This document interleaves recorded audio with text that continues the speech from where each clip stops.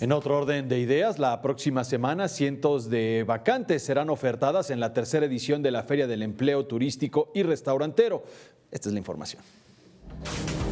Durante la presentación de la segunda Feria de Empleo Turístico y Restaurantero de la Ciudad de México, la secretaria del Trabajo y Fomento al Empleo Capitalino, Amalia García, destacó que el gobierno local otorga un apoyo mediante el programa Mi Primer Trabajo, en el que reciben hasta 3,000 pesos al mes, en lo que encuentran su primer empleo.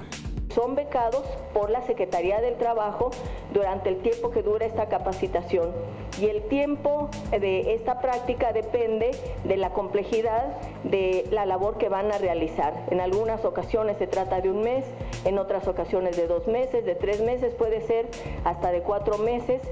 Destacaron que en la Feria de Empleo Turístico y Restaurantero de la Ciudad de México, que se realizará el próximo martes 20 de febrero en la Expo Reforma, habrá 60 empresas participantes que ofertarán más de 800 vacantes. El objetivo, aparte de generar empleos para esta área de trabajo, es otorgar productos y servicios a todos los capitalinos, así como visitantes, tanto nacionales como extranjeros, pues a la fecha, la capital genera al año la visita de millones de personas, tanto de otros estados como de otros países.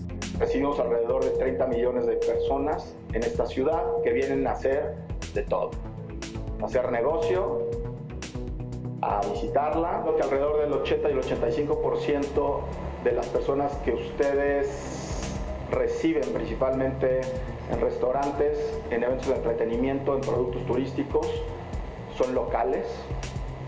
El otro 10% son nacionales y a veces varía en un 5%, a veces más, a veces menos.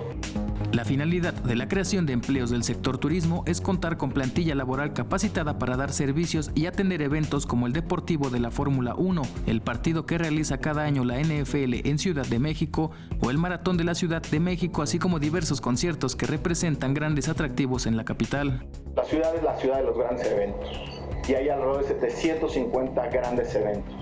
Están clasificados por musicales y conciertos, por eventos deportivos, por espectáculos y culturales. Héctor Mendoza, 21 Noticias.